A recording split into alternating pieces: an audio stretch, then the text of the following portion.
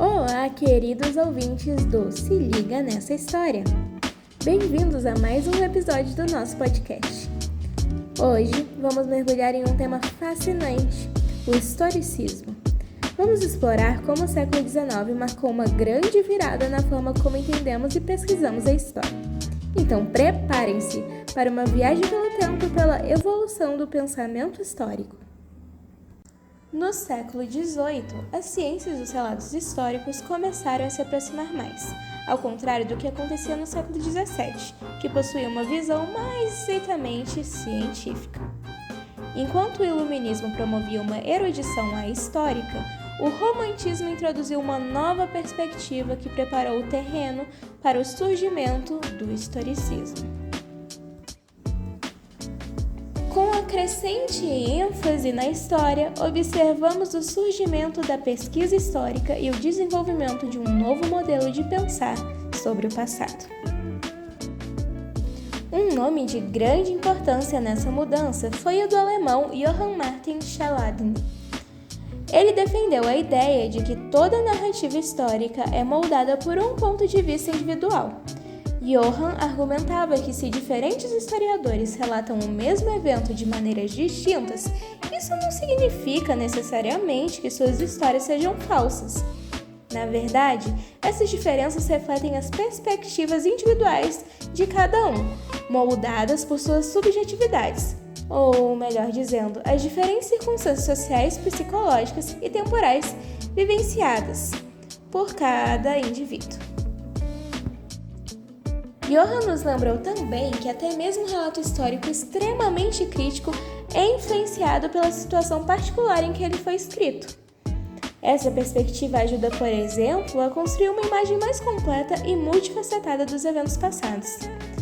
Um pequeno parênteses. Toda essa ideia não nos lembra também um pouco sobre o conceito de regime de historicidade que Hartog fez depois? Enfim, fecha parênteses. Vamos continuar falando um pouco mais sobre o surgimento do conceito de historicismo. Me perdoe, não resisti. Enfim, vamos agora para o impacto da teoria do progresso na visão histórica. No século XVIII, o conceito de progresso foi dominante, mas surgiram críticas significativas a ele.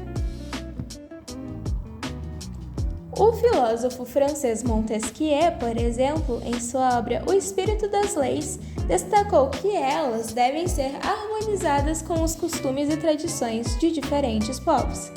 Em vez de uma razão universal, as tradições individuais desempenhavam um papel crucial na distinção entre boa e má legislação.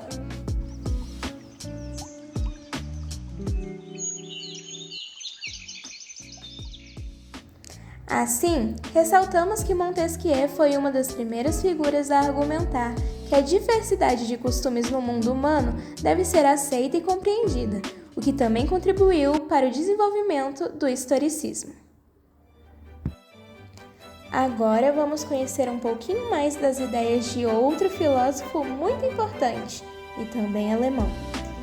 Em 1774, Johann Gottfried von Herder apresentou sua filosofia da história, desafiando a teoria do progresso.